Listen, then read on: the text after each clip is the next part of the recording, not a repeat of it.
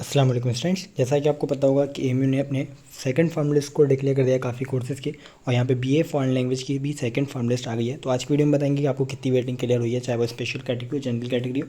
First farm list की already video upload है, वो आपको इसी चैनल पे देखने को मिल जाएगी। तो थोड़ा सा स्क्रॉल करिएगा या फिर इस वीडियो के डिस्क्रिप्शन में आपको लिंक मिल जाएगी, वहाँ से आप डायरेक्ट देख सकते हैं फर्स्ट फार्म लिस्ट में कितनी क्लियर हुई थी, तो आपको और क्लियरिटी आ जाएगी।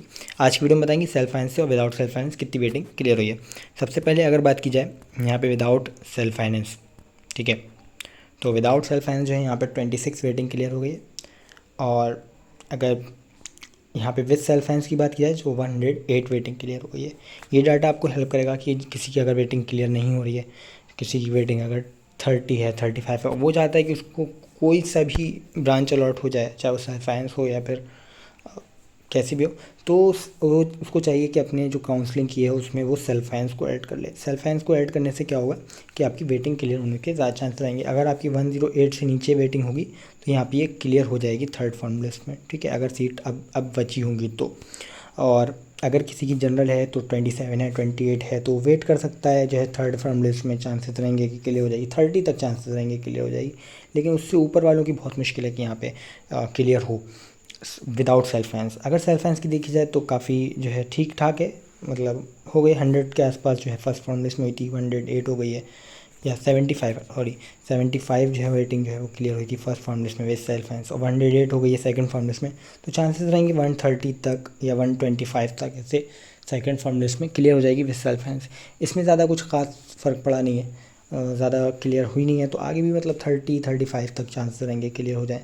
और जैसे BLLB वगैरह की काउंसलिंग अभी स्टार्ट नहीं हुई है, स्टार्ट होगी तो चांसेस रहेंगे मोप अप राउंड में आके आगे बच्चे एडमिशन करवाएंगे, जिसका भी BLLB में हो जाएगा।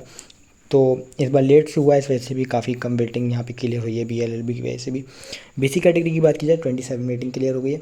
और CE में सिर्फ एक बच्चे ने यहाँ पे 11, 10 तो फर्स्ट फॉर्म लिस्ट में हो गई थी, 11 जो है यहाँ पे सेकंड फॉर्म लिस्ट में हो गई, और अब हमें लगता भी है कोई क्लियर होगी क्योंकि एक ही सीट बची थी और वो भी यहाँ पे क्लियर हो गई। तो मुश्किल है थर्ड फॉर्म लिस्ट में CE का कोई बच्चा देखने को मिला है। DS में भी एक वेटिंग क्लियर हुई खाली, तो DS का कोई बच्चा देखने को मिले आपको। BC कैटेगरी में हो सकता है यहाँ पे जो है वो 28, 29 ऐसे क्लियर हो जाए या 30 तक पहुंच सकती है, लेकिन ज़्यादा चांसेस नहीं है। इन दोनों का तो बिल्कुल चांस समझिए नो है। सिर्फ आपको सेल्फ फाइनेंस, जनरल और बेसिक कैटेगरी के लिए थर्ड फॉर्म लिस्ट आना होगी तो आ जाएगी। जैसे ही थर्ड फॉर्म लिस्ट आएगी आपको बताएंगे कि कितनी वेटिंग जो है उसमें क्लियर हुई है थर्ड फॉर्म लिस्ट में।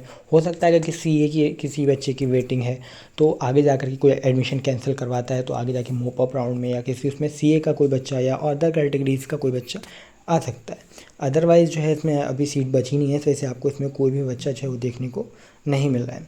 जैसे ही थर्ड फॉर्म लिस्ट आएगी आपको इसी चैनल पे अपडेट करेंगे। ऑफलाइन क्लासेस कब से स्टार्ट होंगी, हॉस्टल कैसे अलॉट होगा, सब कुछ आपको इसी चैनल पे देखने को मिल जाएगा। जैसे जैसे MU के नोटिस आते रहेंगे, ऑफिशियल नोटिस पे के बेस पे ही आपको वीडियो मिलेगी, ऐसा नहीं है कुछ भी वीडियो मिल जाए।